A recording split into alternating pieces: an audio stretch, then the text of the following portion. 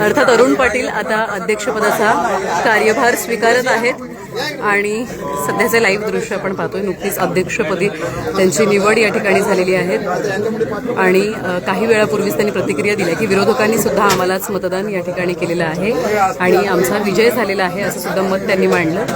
अरुण पाटील आता आपला पदभार स्वीकारताना बघायला मिळत आहे. उपाध्यक्ष म्हणून सुद्धा भाग्यश्री यांची निवड झालेली आहे. बिनविरोधी निवड झाली.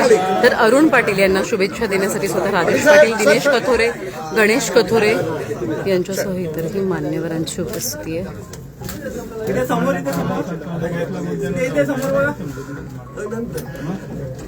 नाही बोललो ना तुला.